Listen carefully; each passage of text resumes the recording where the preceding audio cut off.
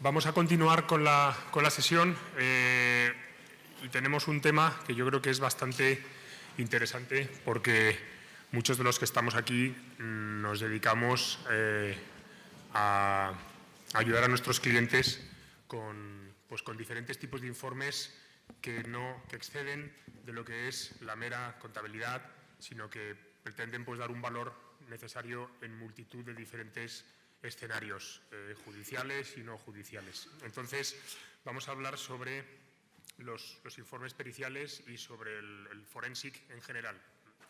Para ello nos acompañan tres personas con amplia experiencia en estos temas desde diferentes enfoques.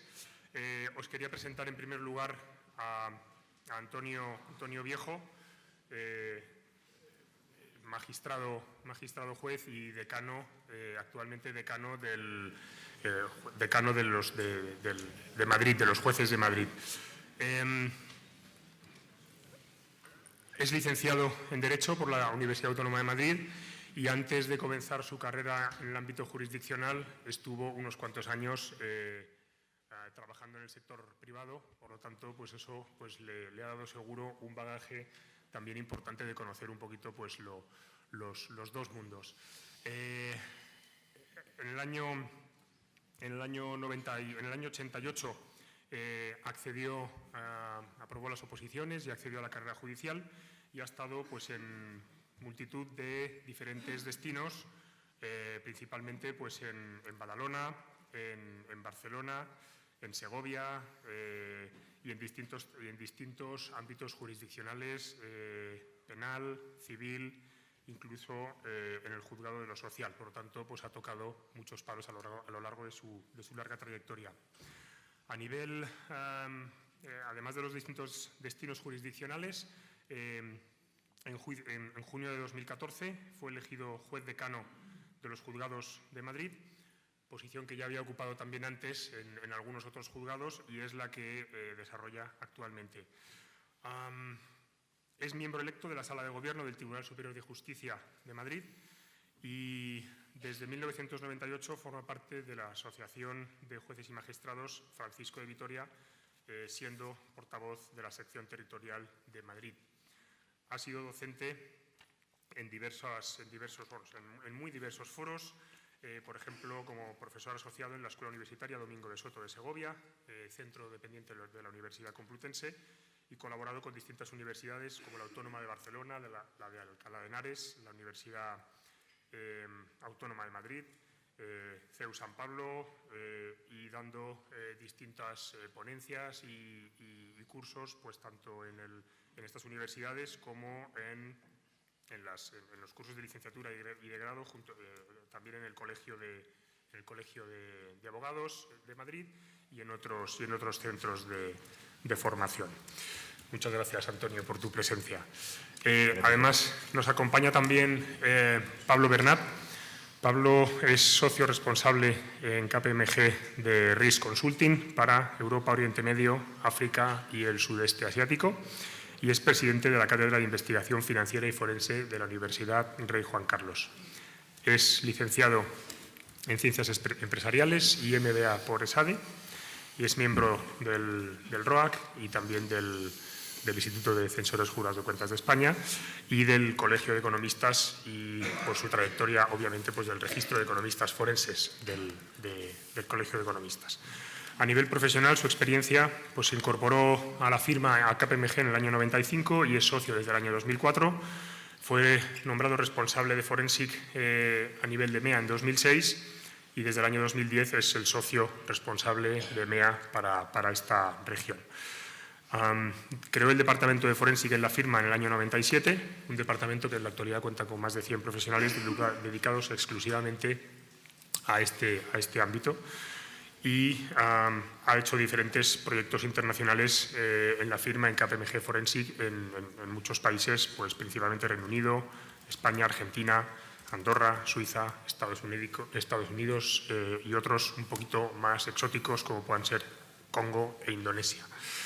En los años 2010 hasta 2014 ha sido distinguido por la publicación Global Arbitration Review como uno de los mejores 58 expertos judiciales, expert witness, a nivel mundial, que integran la lista de International Who is Who in Commercial Arbitration, quién es quién en el arbitraje comercial.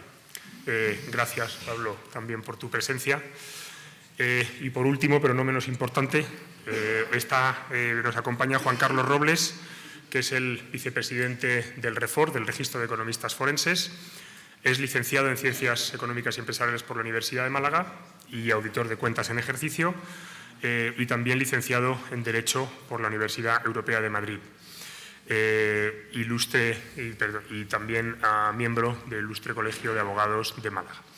Es decano del Colegio de Economistas de Málaga, presidente del Consejo Andaluz de Colegios de Economistas y además, como habíamos comentado antes, vicepresidente del REFOR, del Registro de Economistas Forenses. Miembro de la Comisión Permanente del Consejo General de Economistas y en su experiencia profesional, pues socio de la firma RD Asesores, despacho dedicado al asesoramiento tributario, jurídico, mercantil y de auditoría. En su amplia experiencia, pues es experto en reestructuraciones societarias, fusiones, valoraciones, planes de viabilidad, etcétera, y especialista también en derecho concursal, habiendo participado como administrador concursal en muy diversos procedimientos. Colaborador del Colegio de Abogados en la revista Miramar, que publican, y es profesor de la Universidad Internacional de Andalucía en cursos sobre derecho concursal, además de impartir otra serie de ponencias y cursos. Juan Carlos, bienvenido y muchas gracias también por la asistencia. Bueno, tenemos una horita para charlar de qué es esto de los informes periciales, de qué es el forensic, de cómo podemos hacer trabajar los profesionales que estamos aquí en esta materia, pero lo primero que me gustaría preguntar a Antonio es cómo de lejos estamos el sistema judicial y la economía, porque yo creo que son ámbitos como muy distintos, pero hablando contigo en alguna ocasión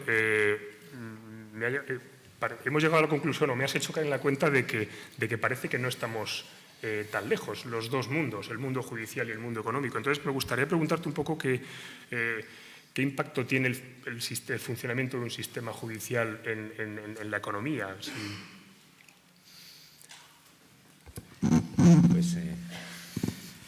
Pues muchas gracias, Víctor. Vamos a ver.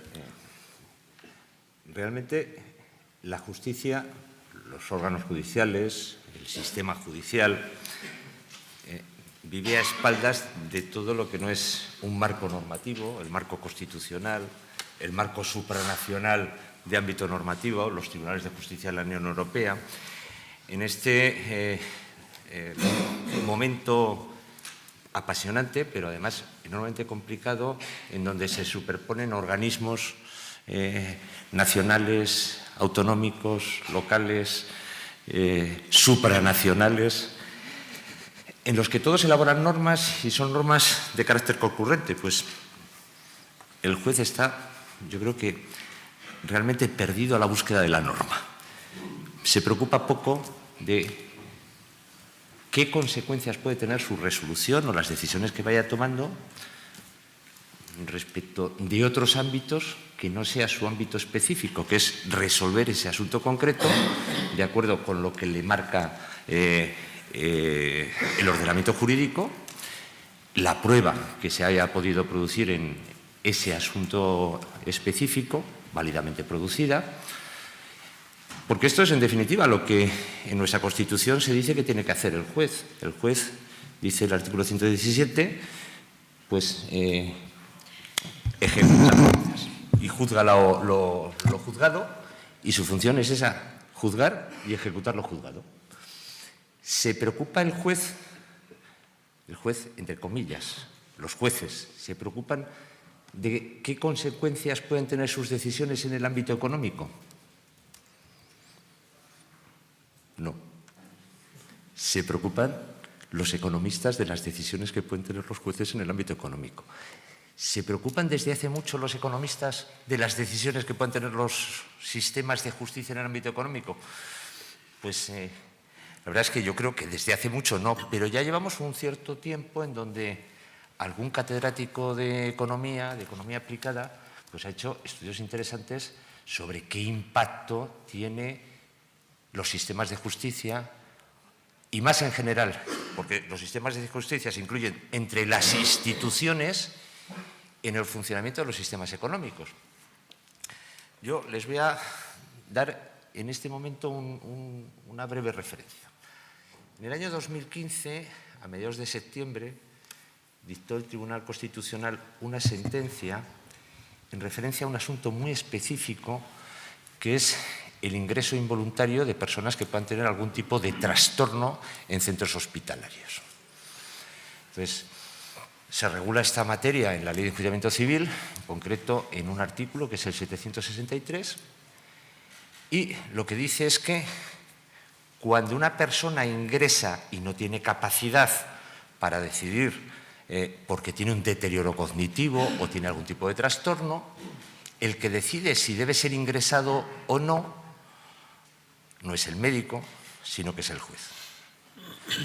Ante el juez se tiene que explicitar las razones del ingreso y establece pues, un sistema distinto del ingreso de estas personas, que son los presuntos incapaces.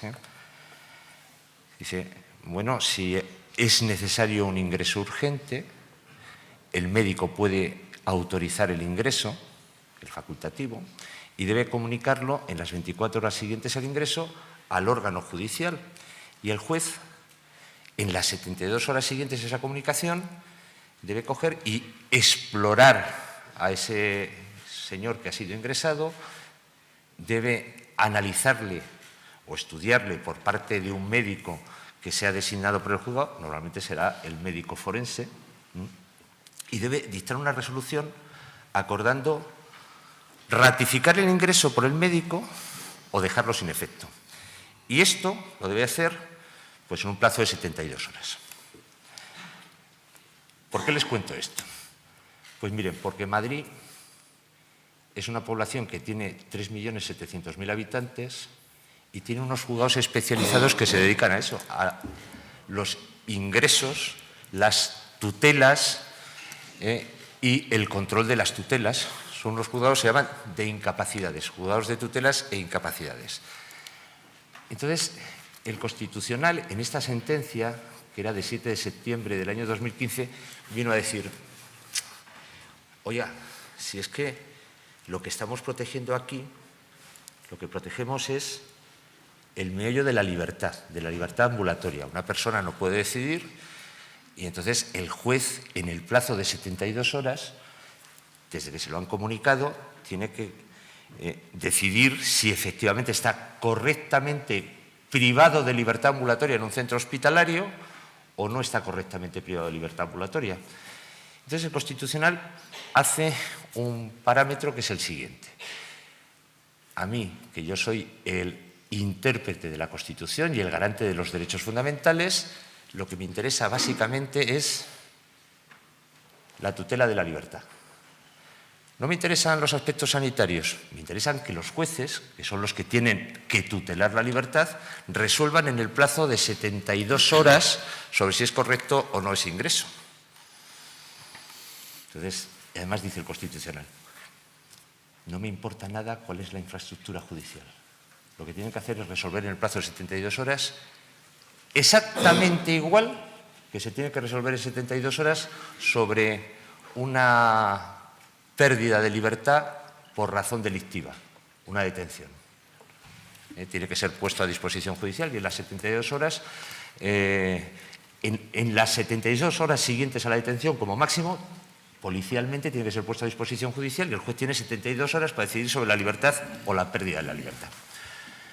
Bueno, pues este esquema ha supuesto que efectivamente los juzgados de incapacidades, no solo de Madrid, sino de toda España, en Madrid hay 5, tengan que estar corriendo con la lengua afuera para, en el plazo de 72 horas, son juzgados civiles, son juzgados civiles, en el plazo de 72 horas poder regularizar la situación de esa persona que ha sido involuntariamente ingresada en un hospital o residencia geriátrica, por ejemplo, en los casos de deterioro cognitivo. Y esto pues, ha dado lugar a un cambio de actitudes o de opciones procesales por parte de los jueces, porque los jueces en Madrid no llegaban en atención al número de hospitales psiquiátricos que hay y de residencias donde se hacen ingresos de este tipo. ¿Y por qué les cuento yo esto? Pues se lo cuento porque hace unas semanas, pues casi después de 2 años no llega año y medio de la resolución esta del Tribunal Constitucional, me piden una reunión un consorcio de representantes de empresas que gestionan residencias geriátricas para decirme, oiga, es que antes se ingresaba una persona en la residencia cuando obtenía la plaza.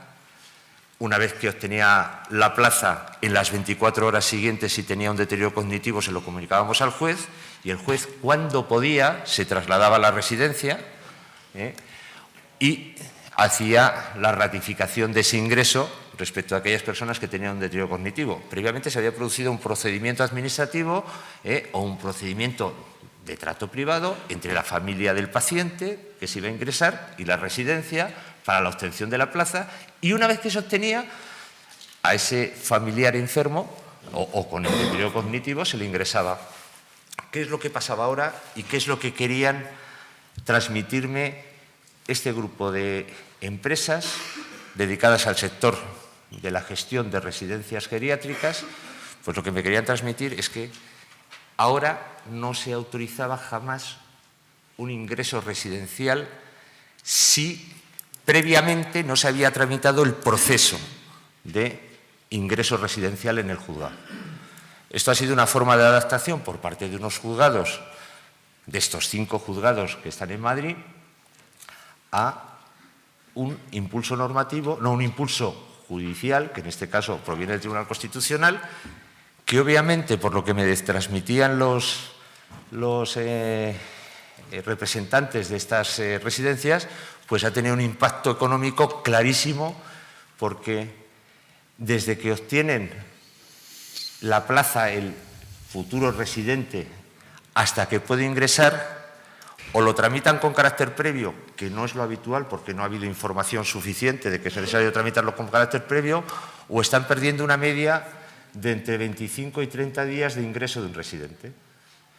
Eso es así, son el número mínimo prácticamente de días en donde se hace la tramitación de esa autorización judicial ex ante al ingreso de una persona con un deterioro cognitivo. Esto no tiene nada que ver con los ingresos psiquiátricos. Lo que quiero poner de relieve es que efectivamente que las decisiones judiciales tienen un coste económico para la sociedad. ¿Cuál es ese coste? Ese es el tema. Porque puede haber decisiones que tengan un coste pues, positivo y otras que tengan un coste claramente negativo. En este caso, esta decisión lo que hace es tomar en consideración un bien constitucionalmente protegido, que es la libertad, no tomar en consideración que la salud es otro bien, aunque tenga otro nivel de protección en el ámbito constitucional, y tener en cuenta que solo protegiendo la libertad, a lo mejor durante esos 30 días o 25 días que es necesario tramitar con carácter previo al ingreso la autorización judicial de ingreso en residencia, pues puede haber una cierta desprotección de la salud y un correlativo perjuicio económico para las empresas dedicadas a esta cuestión, al tema de la residencia geriátrica.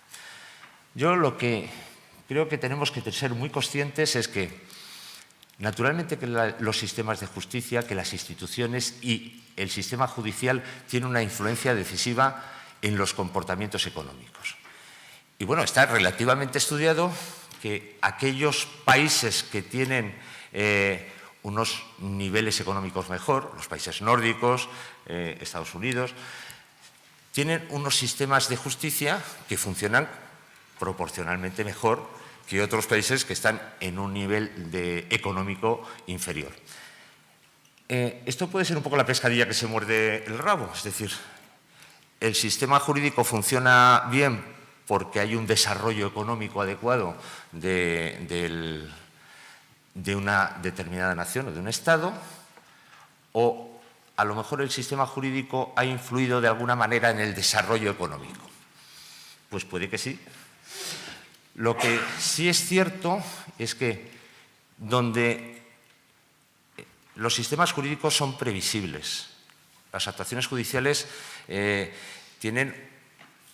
están exentas de arbitrariedad, donde no hay dilaciones entre el momento de presentación de la solicitud de intervención judicial y el momento de la decisión o de la ejecución de esa decisión judicial, pues van a generar un clima de confianza, una especie de microclima que van a atraer en cierta medida a los inversores. Los inversores no van a ir a un sistema jurídico o a un determinado lugar en donde el sistema judicial pues, no permita amparar los derechos, no tutele adecuadamente el derecho de crédito o no tutele el derecho de propiedad inmobiliaria o, lo que es muy importante también para el desarrollo económico, no tutele la innovación tecnológica, que tenga una tutela, por ejemplo, deficitaria de los derechos de propiedad intelectual o de propiedad industrial que están directamente relacionados con el desarrollo de todas las sociedades, sobre todo en estos momentos. Aquellos sistemas jurídicos que estén congestionados y que tarden en resolver 3 años en la primera instancia, pues serán un desastre y el inversor dirá, yo aquí prefiero no ir, prefiero ir a otro territorio en donde cuente con una cierta protección o garantía frente al caso de un incumplimiento. Además, incumplimiento que en los países con una economía más desarrollada, porque sea más estable, porque haya mejor calidad de las instituciones, pues va a ser más difícil. A diferencia de lo que ocurre en aquellos sistemas menos desarrollados o sistemas judiciales malos o que funcionan incorrectamente, en donde al final pues vemos que florece, y no me voy a referir a la corrupción, que también, pero que florecen empresas que están en el ámbito de lo paralegal. Bueno, si no funcionan los juzgados, las empresas de cobradores de créditos pues han ido floreciendo. En Yakarta, en la década de los años 90, hubo una crisis impresionante en donde aquellos acreedores que no les eran devueltos sus créditos llegaron a un momento en donde echaban víboras en el domicilio o encargaban echar una víbora en el domicilio del deudor. En definitiva, la predecibilidad de los sistemas jurídicos, que no haya decisiones anormales, que permita gestionar los asuntos en plazos razonables, que las dilaciones se atemperen y además que sean capaces de adaptarse a las distintas divergencias que pueda haber entre demanda de servicios jurídicos y oferta de servicios jurídicos.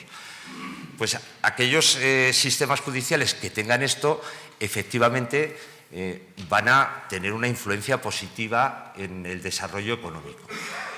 Los que no lo tengan, pues tendrán una influencia posiblemente negativa.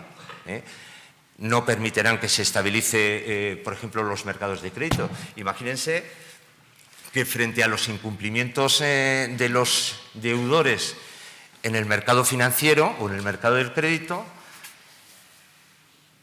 en una situación de elevada tasa de morosidad como la que hemos tenido, al final el banco no tiene la retorsión de su crédito, no tiene el retorno de su crédito, y se encuentra en un proceso que puede pasar entre la primera instancia, la segunda instancia, en su caso la casación, años. ¿Esto qué es lo que va a hacer? Pues va a hacer que se detraigan las instituciones, las empresas y los emprendedores que se van a dedicar al crédito. Asimismo hará que pues el crédito sea más caro. Si funciona bien, la posibilidad de que frente al incumplimiento se obtenga una satisfacción de los órganos que constitucionalmente tienen asignada esa función, pues habrá una mayor confianza por parte de sus prestamistas. Tiempo. Ah.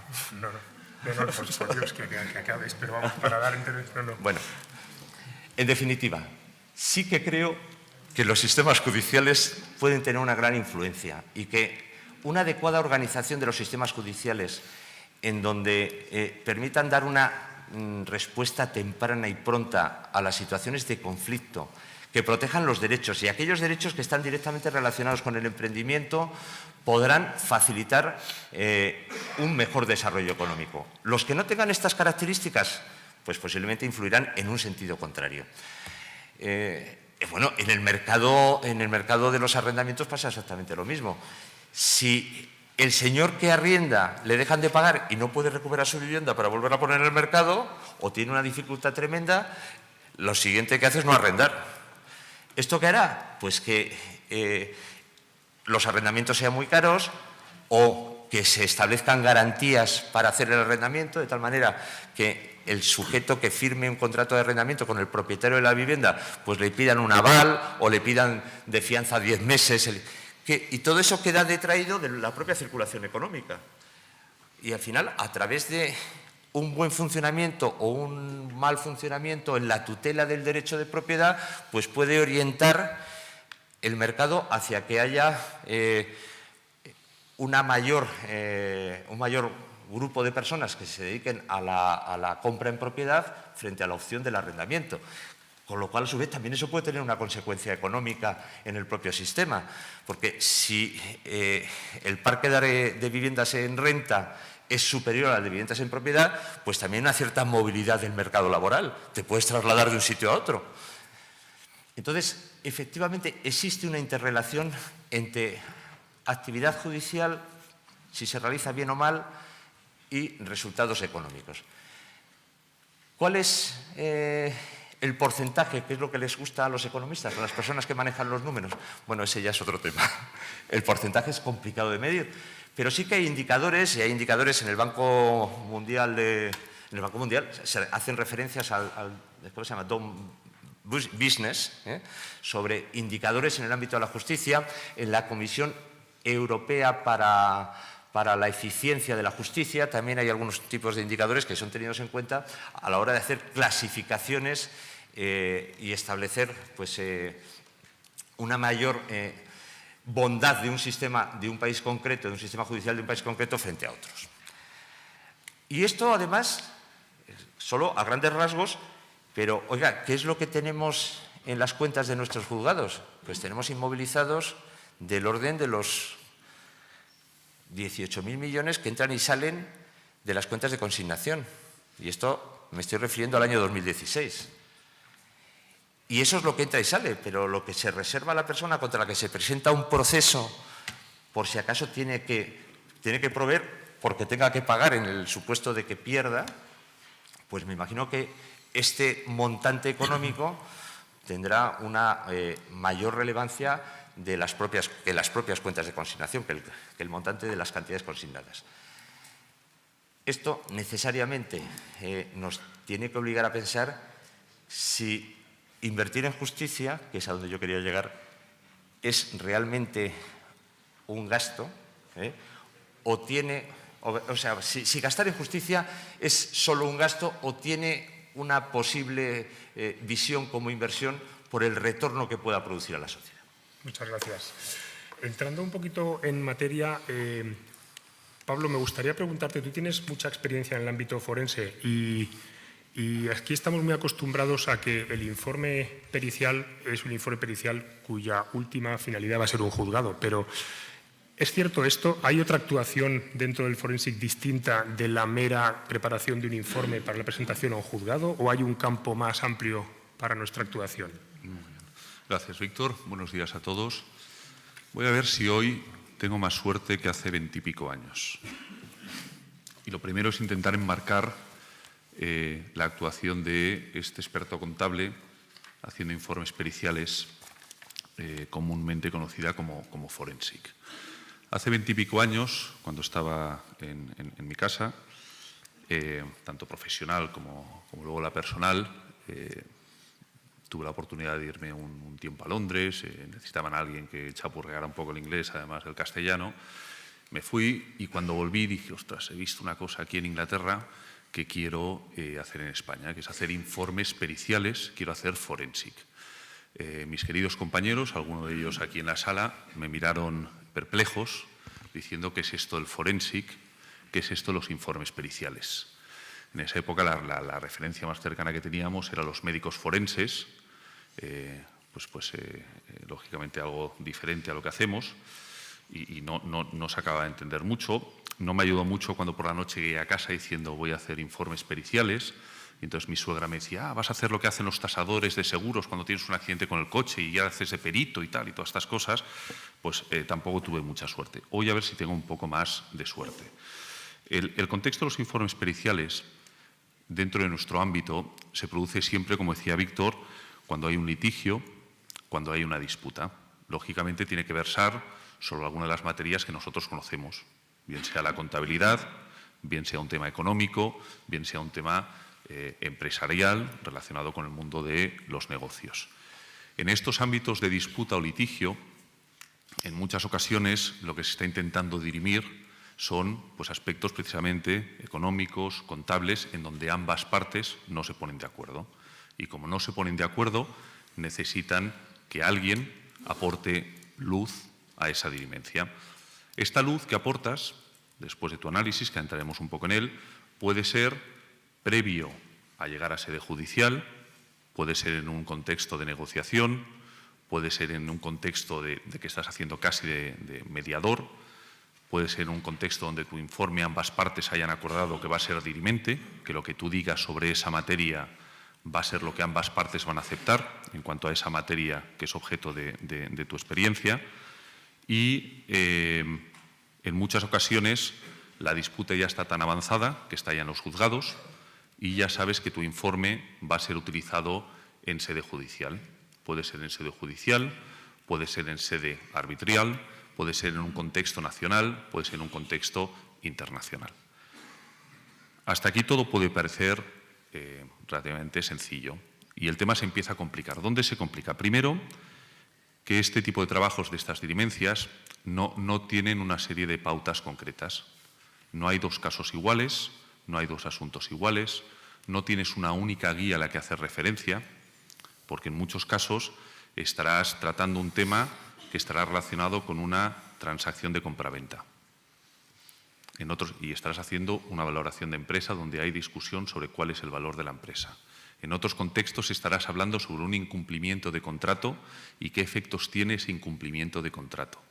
En otros ámbitos estarás hablando de si esa operación que has hecho te supone una mayor posición de competencia dentro del mercado y esto hace que estés rompiendo las reglas de competencia y, por lo tanto, los macroeconómicos del tema cambian.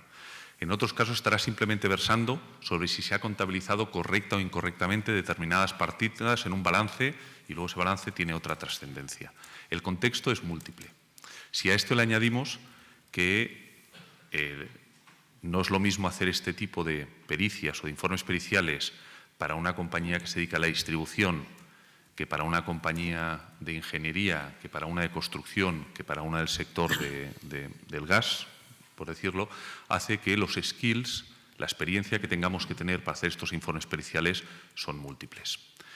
¿Qué se requiere para hacer estos informes? Se requiere ciertamente una capacidad de investigación. Como el contexto no es único, como la guía no es única, aquellos de nosotros que hemos estado más acostumbrados a hacer informes de auditoría, a hacer informes de procedimientos acordados, a hacer informes donde están muy tasados y muy pautados, pues tienes una guía, tienes unas normas, las sigues, las aplicas y sacas tu informe. En estos contextos, como el contexto es variopinto, tienes tú que establecer un poquito qué procedimiento sigues, qué investigación realizas. ¿Para establecer qué? Para establecer cuánto. Normalmente siempre se acaba diciendo, pero ¿cuánto? Para establecer quién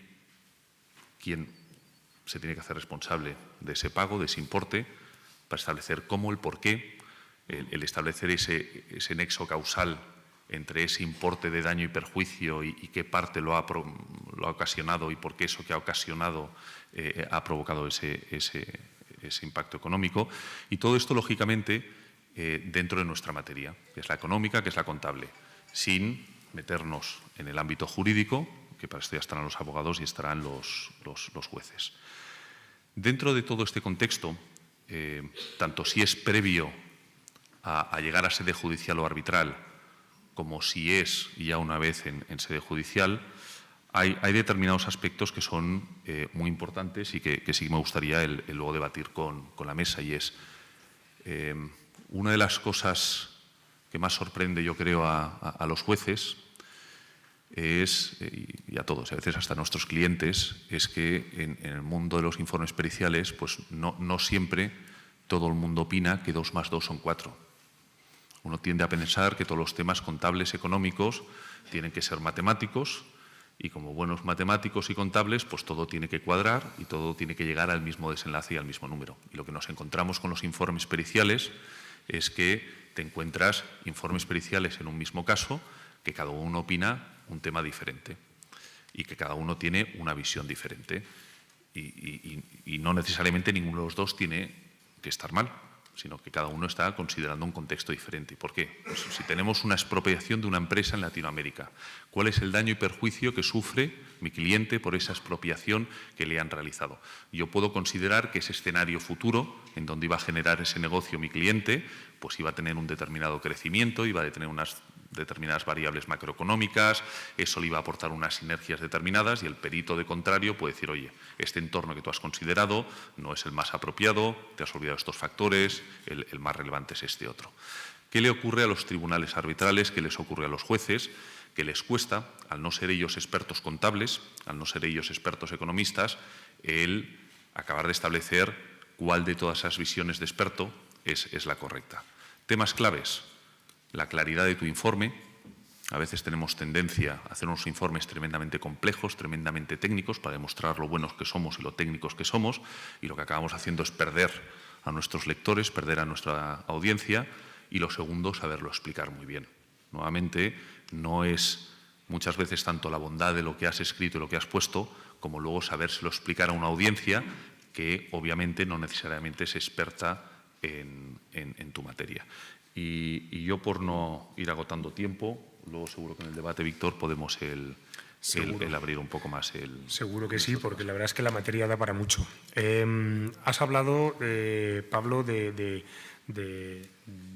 poco de las cualidades y de la diversidad. Yo, por ampliar el espectro, te quería preguntar, Juan Carlos, de acuerdo también a tu experiencia, ¿cuál crees que son las cualidades que debería tener un perito en nuestro ámbito, por supuesto, en el ámbito económico? Sí, bueno, yo creo que un perito, las cualidades son las que más o menos nos podemos imaginar todos. Tiene que ser un perito, lo fundamental que tiene que ser es eso, perito. El problema es que formamos parte de una carrera que estamos enmarcados, por desgracia, en el área de las humanidades en lugar de las áreas más o menos técnicas. Y al final al economista se le pide, bueno, pues cuál es su impresión sobre una materia. Pues si usted es economista, pues debe ser un perfecto experto en materias contables, en materias financieras, en materias de bolsa o de banca, o en materias de valoración de empresas. Y yo creo que nuestra formación, al ser tan amplia, lo que exige es que para ser perito y poder hacer buenos informes periciales y prestar un buen servicio y adecuado, es tener un expertizaje concreto. Tenemos que especializarnos. Nadie puede saber de todo, ni siquiera de nuestra propia carrera. Y un dentista no puede ser un buen urólogo ni un buen pediatra, porque por eso existen las especialidades. Nuestra profesión requiere que para hacer unos buenos trabajos periciales tengamos que ser, por lo tanto, expertos. Porque si no somos verdaderos expertos, no vamos a ser capaces de transmitir que somos expertos a quien debemos convencer, que es al juez. Al juez solo debemos convencer que somos buenos profesionales y que lo que dice el informe es algo de lo que uno se puede fiar a la hora de impartir justicia, porque tiene que dictar sentencia en base a una información de una materia que desconoce por completo, y por lo tanto tenemos que convencerle que somos buenos profesionales y que lo que dice el informe es una materia técnica, una materia bien elaborada. Pero además tenemos que tener habilidades sociales, porque tenemos, como decía justo ahora mismo, tenemos que ser capaces de explicar el informe, porque tenemos que ratificarlo. Ya el tener la obligación de asistir al juez significa exactamente eso. El juez un informe pericial es algo que tiene como misión arrojar luz a alguien que tiene que dictar una sentencia en función de algo de la que no conoce o no sabe una palabra. que ese es otro problema que es algo que habría que ver también, que requeriríamos seguramente algún aprendizaje adicional en ciertas materias que sean muy concurrentes por parte de nuestros jueces. Yo creo que en algunas ocasiones a veces tenemos la sensación de que es extraordinariamente complejo explicar una materia que el juez parece que no entiende o no acaba de entender, por más didácticos que pretendamos ser.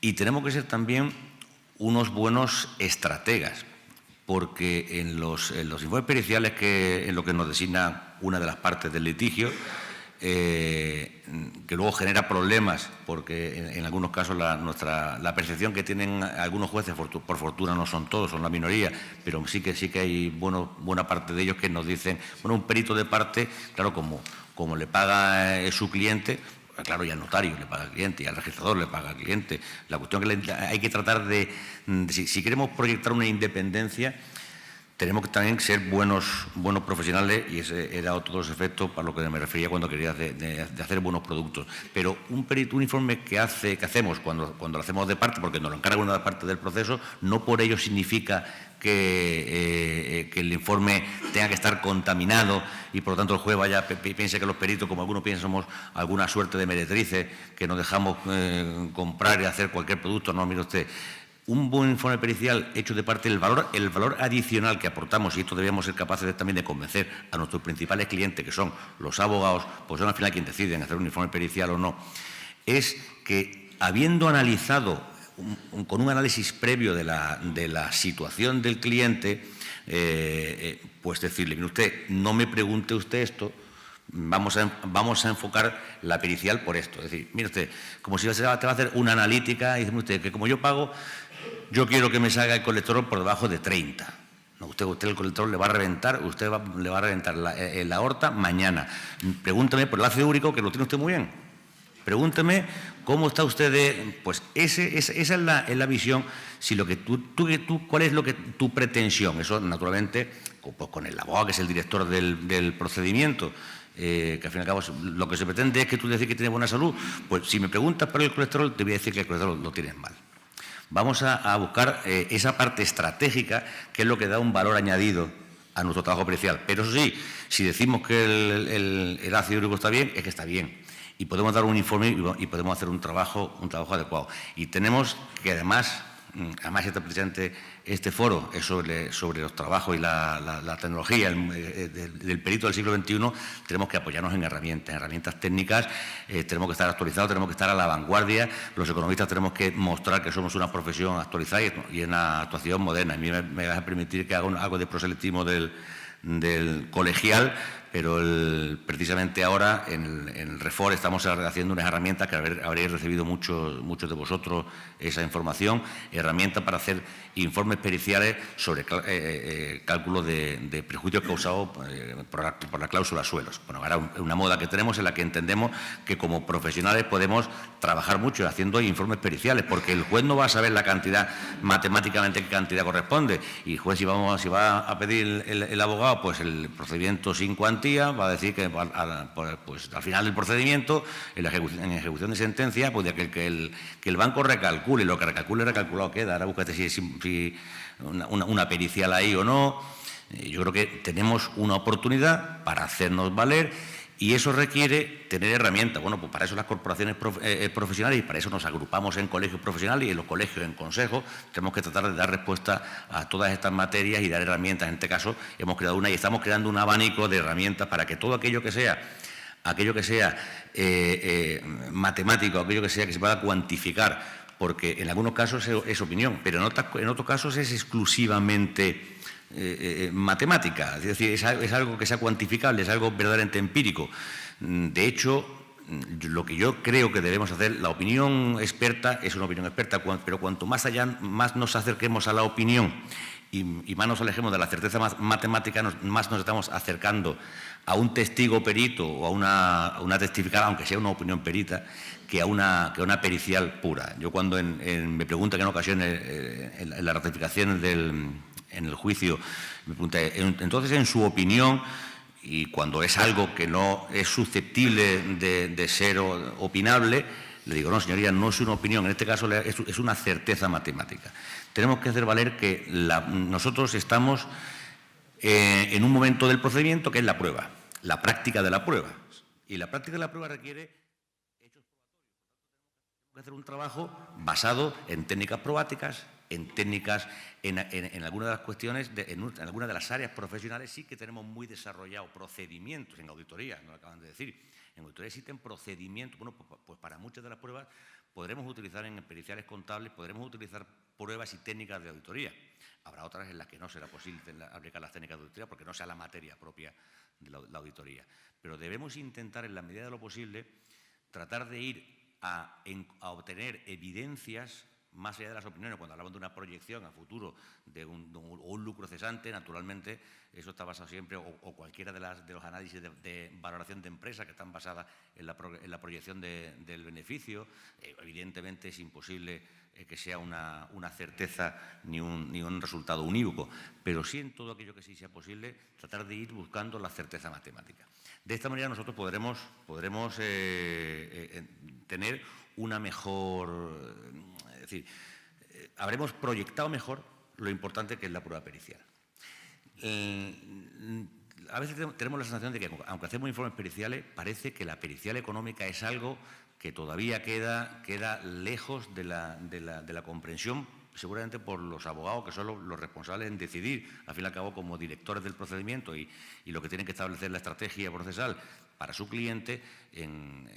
A veces rehuyen de un informe pericial, a veces cuando lo piden no saben lo que están pidiendo, no están seguros de cómo lo piden, y a veces cuando nos encontramos con una pericial, cuando ha sido por designación judicial, pues resulta que nos viene redactado algo por alguien.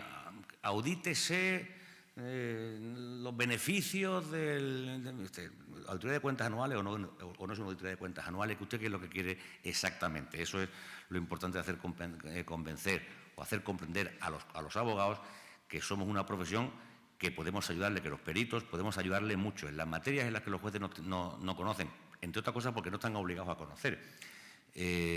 Pues es importante que haya una opinión perita. A nadie se le ocurre discutir un juez. Si llega al forense, en este caso el médico, y dice, este señor se ha muerto a las 3 de la tarde, pues se ha muerto a las 3 de la tarde. Nadie se le va a ocurrir discutirlo, ningún juez. Con los economistas tenemos la sensación, algunos, de que no siempre se nos entiende o se nos respeta, no es la palabra respetar, no se nos matiza la opinión a la vez que los honorarios, por cierto. Yo recuerdo un caso ratificando un informe pericial hace ya muchos años, y durante la ratificación me preguntó el letrado de una de las partes, me dijo, bueno, diga usted, según su informe, en los fondos propios del activo del balance, y yo tuve el infortunio de interrumpirle y decir, en el pasivo del balance. El letrado dijo, bueno, le da igual, seguía con su pregunta, que la tenía escrita, y seguía leyendo, le importaba poco. Y me interrumpió la juez y me dijo, señor perito, ¿le está hablando de los fondos propios? Digo, sí, señoría, me lo sé. Y entonces él está en el activo.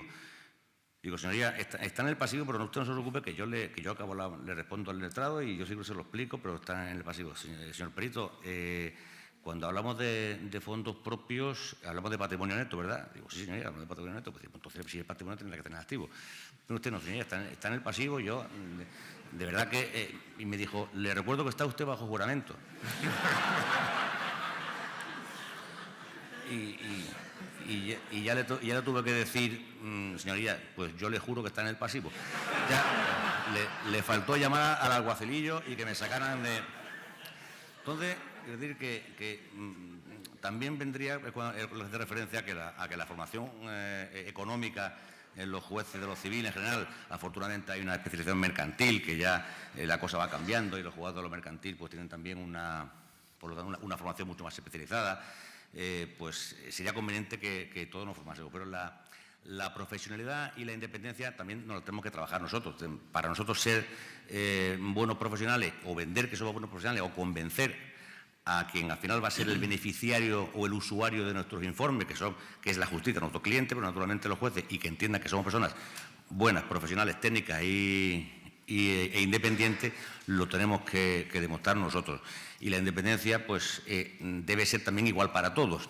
porque la independencia, entre los motivos de tacha o recusación que tenemos los peritos, pues resulta que hay peritos en los que la justicia no les reconoce esas causas de ser tachados o recusados, como son los peritos que aporta la agencia tributaria a un procedimiento en la que la agencia tributaria es parte. Es decir, no es que tenga una dependencia económica, es que tiene una dependencia absoluta del 100% de sus emolumentos, de sus retribuciones, vienen de una de las partes que está en el personal del procedimiento. Y, sin embargo, pues se le da esa consideración y esa naturaleza de perito, y, sin embargo, aquel que es lo que nos han pagado un informe y a veces mal pagado y a veces tarde, nos dicen que resulta que como te paga el informe el cliente, pues entonces su informe no será tan independiente. Insisto, yo creo que es un poco de todo. Hace falta tener buenos profesionales y que seamos buenos profesionales. Por eso nos tenemos que preparar, tenemos que asirnos de las mejores herramientas, de los mejores trabajos, de los mejores procedimientos, y así podremos que la profesión, yo creo que necesita que se entienda de verdad lo que somos y lo que hacemos. Bueno, pues estamos en ello y yo creo que poquito a poco pues lo iremos consiguiendo. Muy bien. Gracias, Juan Carlos.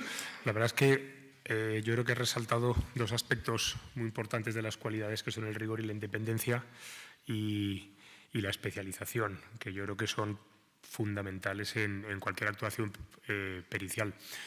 Has metido un tema y yo creo que voy a continuar con él porque me ha parecido interesante, y vamos a aprovechar que tenemos aquí a un magistrado con una amplia experiencia, y es ese momento en el que los peritos, después de haber emitido nuestro informe, al cabo de, siendo optimistas, semanas y meses, nos enfrentamos al proceso de ratificación.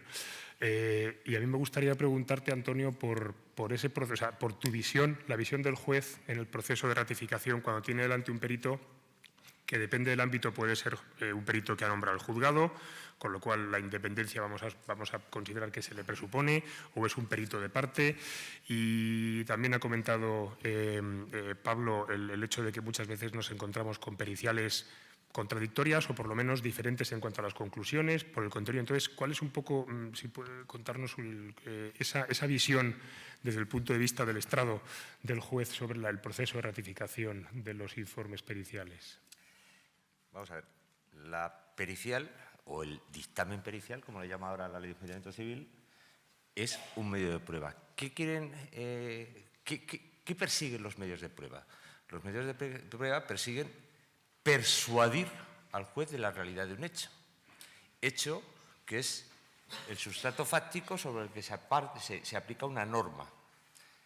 Entonces, el perito sirve porque en el laberinto de la técnica, la contable, de la económica, de la industrial, de la arquitectónica, hay multitud de conocimientos de los que el juez puede tener alguna idea, puede no tener ninguna, y lo que pretende es dotarle de esos conocimientos técnicos a través de ese informe objetivo que da la persona con conocimientos técnicos y titulación adecuada y que reúne una serie de características cuando es nombrado en un proceso. En definitiva, ¿el perito en qué consiste? Pues es el lazarillo que permite abrir los ojos al juez. Pero el perito no condiciona la decisión del juez. Es un medio de prueba. Nosotros no tenemos un sistema de prueba tasada, de tal manera que una prueba tenga un valor superior al resto de las pruebas, sino que tenemos un sistema de prueba valorada de conformidad con la totalidad de los medios de prueba que se han puesto en práctica en el acto del juicio. ¿Esto qué quiere decir? Pues que si me voy al ámbito privado, al ámbito del derecho civil o del derecho mercantil, lo que necesito es tener conocimiento de qué es lo que se ha podido realizar en el ámbito económico y se ha documentado dentro de la gestión de una empresa y se ha documentado en la contabilidad oficial de esa empresa. A mí me puede interesar saber si los proveedores de esa empresa, que efectivamente han suministrado determinados bienes dentro del objeto social de esa empresa, pues están adecuadamente asentados en los libros. Y las mercancías que ha gestionado esa empresa pues han salido y han tenido un asiento correspondiente en los libros. Porque hay un socio que dice, Si es que se está quedando con la mitad de lo que se ingresa, con la mitad de lo que la empresa está comprando a los proveedores, lo vende, pero ni asienta las compras, ni asienta las ventas. Me puede interesar eso. Vamos a ver, el juez lo puede pedir de forma clara, aunque puede utilizar términos confusos, porque no es técnico.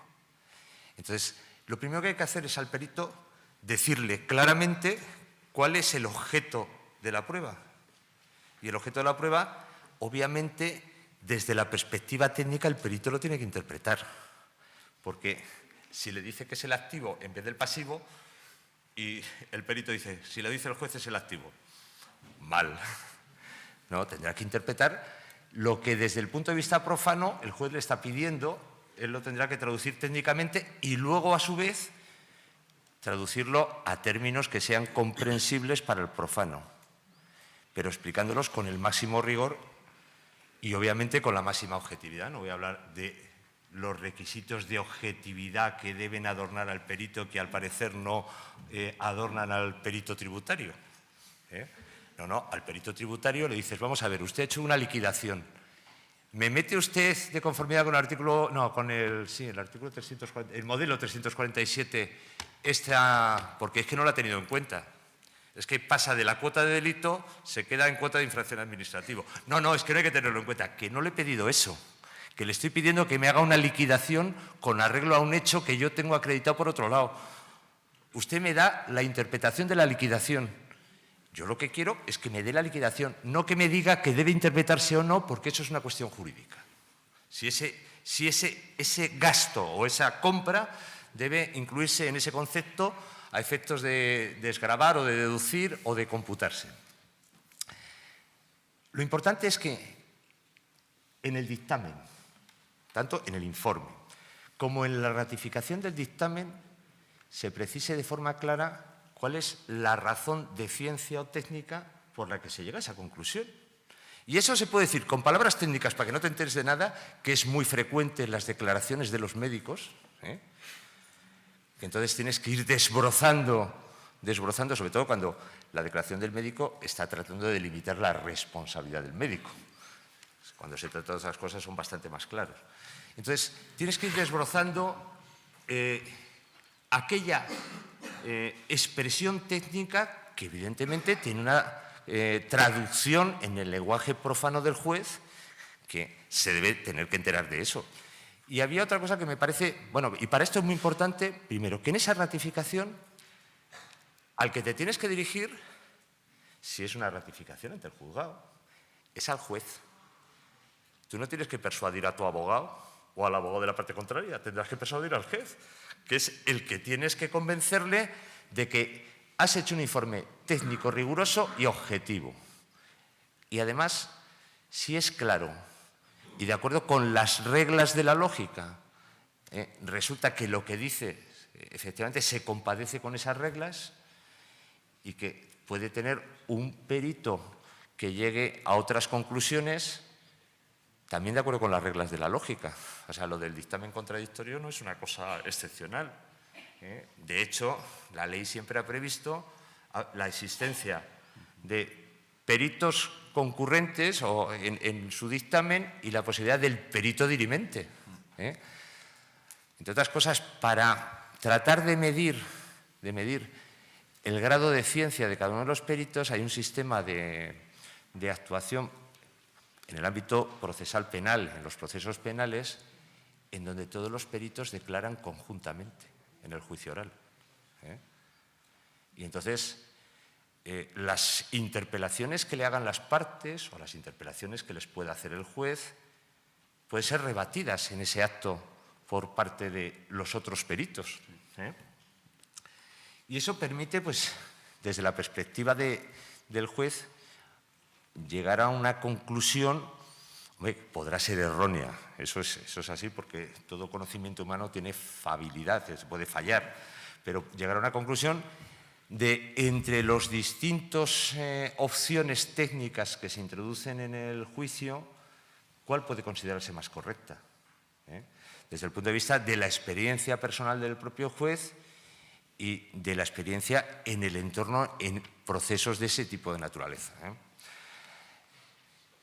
Lo importante es que el perito, que en ese acto, que es la escenificación del juicio, es una interpretación que tiene que tener un papel perfectamente asumido y comprendido. Y si el papel lo interpreta mal y titubea y dubita, pues lo que no transmite es seguridad. Y si hay otro de los peritos que viene a declarar después o está declarando concurrentemente y lo que transmite es seguridad, pues es posible que sea más factible de persuadir al juez ese perito que no titubea, que aporta seguridad en la forma de su exposición, que la del que titubea. Es posible que el que titubea tenga toda la razón del mundo. Esto también es posible. Lo cierto es que no hay países en donde los dictámenes periciales se conviertan al juez en perito. Entonces, al final, el dictamen pericial está para que un tercero ajeno al técnico tome la decisión. Y ahora mismo tenemos muy claro, porque lo dice así la ley, en la ley de enjuiciamiento civil y la ley procesal penal, que el perito es un medio de prueba, pero durante años hemos hablado de que el perito era un auxiliar del juez. De hecho, dentro de los técnicos que están incardinados orgánicamente en la Administración de Justicia están los forenses. Es una reclamación sistemática de los jueces decanos desde hace varios años que haya un grupo de expertos contables que puedan realizar pericias y que ese grupo de expertos contables tenga pues una cualificación administrativa o que sea paralelo a lo que hacen los médicos forenses. Y lo digo porque en muchas ocasiones, frente a la pericia privada que se da en el ámbito civil, en el ámbito penal o en otros ámbitos del proceso, como son estos que yo he relacionado antes en el tema de los internamientos, es difícil hacer periciales económicas, sobre todo en el ámbito procesal penal. Teniendo en cuenta que si la pericia en el ámbito procesal penal la acuerda el juez,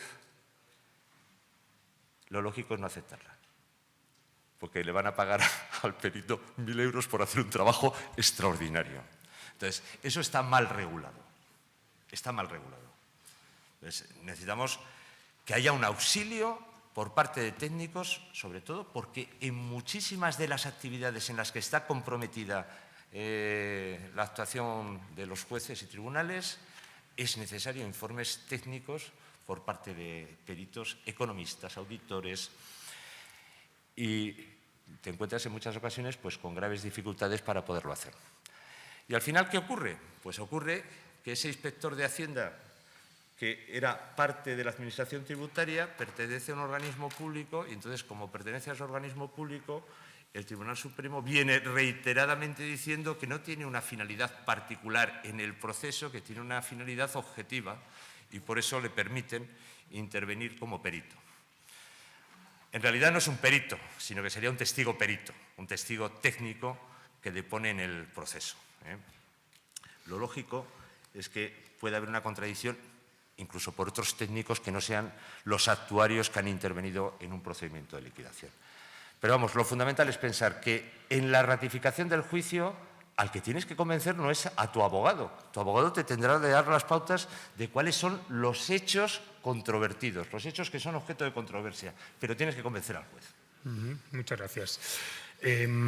Vamos a pasar a un par de preguntas, pero antes me gustaría que, yo creo que es bueno para la sala, si Pablo nos puedes dar en 3 pinceladas en muy poquito tiempo qué se cuece por el mundo. Tu experiencia ha sido muy internacional y yo creo que siempre es bueno saber cómo se enfoca esto en otras jurisdicciones, la actuación público-privada, la colaboración de los expertos o de los economistas o de nuestros colegas en otros países.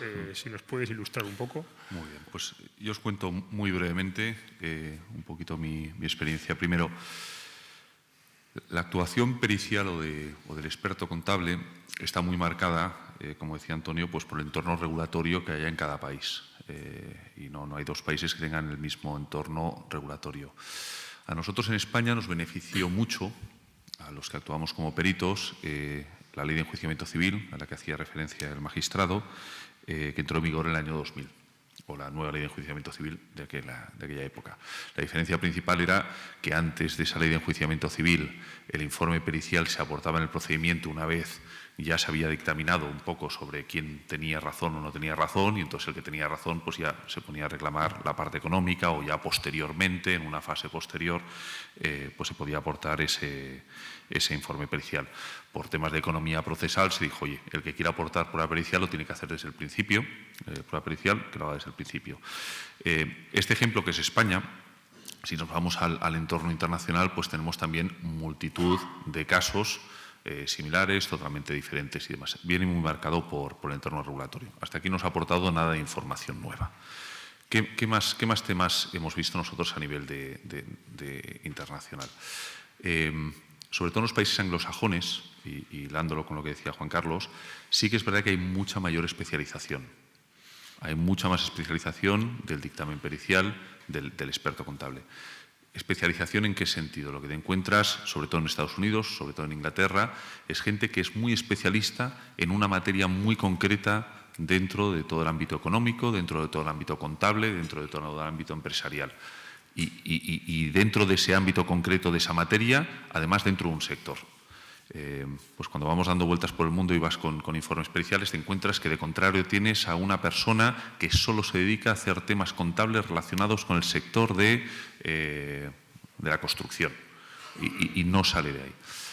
En ese aspecto están mucho más especializados en algunos países, sobre todo los anglosajones. 1. 2. Esta formación no solo va en lo técnico, sino, hilándolo con lo que decía Antonio, hay mucha formación en algunos de estos países en cómo se debe escribir un dictamen pericial, y hay cursos específicos y se forman específicamente para cómo escribir ese dictamen pericial en una materia técnica, pero cómo escribir un dictamen pericial de forma que se entienda. Se forman mucho más en cómo exponer ese dictamen pericial. Nuevamente, hilándolo con lo que decía Antonio, pues es verdad que convence más ese experto que lo sabe expresar de una forma clara, sin titubeos, y sabe transmitir su conocimiento de forma apropiada. Pues lo que yo me encuentro fuera es que la gente se forma en estas materias. Lo que sí que no he encontrado, y aquí tengo un poco un punto de divergencia con la magistratura, es, yo no he visto a nivel internacional que haya un cuerpo, pues parecido al que puede ser los médicos forenses, un cuerpo que sea por oposición, que sea funcionario público, que se dedique a ser el experto contable. No lo he visto, que no significa que no exista. No vengo aquí a sentar dogma de fe de lo que ocurre en todo el mundo, porque no tengo tanto conocimiento. ¿Por qué no ocurre desde mi punto de vista? Porque la materia es tan amplia y el contexto es tan amplio, el grado de especialización es tan amplio y tan variopinto, que lo mismo que decía Juan Carlos, que ninguno de nosotros puede proclamarse experto en todos los ámbitos de nuestra materia, porque vuelvo a decir que los sectores, el contexto son muchos, pues lo mismo ocurriría en un cuerpo que fuera regulado. Pues tendría el peligro de quedarse obsoleto o ser su alcance limitado. Sé que esto es objeto de discusión. ¿Qué es lo que sí que abogo yo desde un punto de vista de lo que he visto en la internacional? Que sí que haya mucha más formación, que haya muchas más pautas dadas a los expertos contables, que haya mucha más guía. O sea, yo creo que pues el propio REC o análogos sí que tienen la función o la misión de irnos nutriendo a todos pues de esta mayor formación, de estas pautas, de estas guías, de realmente estar muy alineados con la magistratura para que realmente el trabajo que hacemos aporte esa luz, que decía Antonio, y aporte esa claridad. Y yo eso que sí que lo veo en la internacional, sí que creo que en España todavía podemos seguir avanzando y mejorando. Pues te agradezco tu intervención, porque además hemos matado 2 pájaros de un tiro, porque iba a entrar en las preguntas y vamos un poquito más de tiempo, y había una de la sala que dice si pueden ser los informes periciales un área de especialización significativa para los expertos contables, que la voy a dar por respondida, si me permitís, porque creo que Pablo la ha contestado claramente en su intervención. Vamos a dar, para no quitar demasiado tiempo al siguiente ponente, vamos a dar paso a una última pregunta que venga pues, de las redes sociales para poder...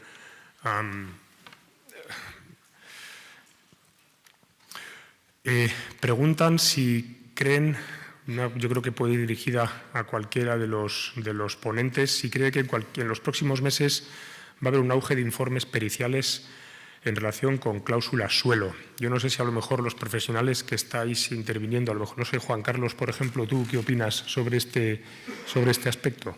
Yo creo que ya lo está empezando a ver. Yo creo que tenemos 1,5 millones de cláusulas de hipotecas firmadas con cláusula suelo.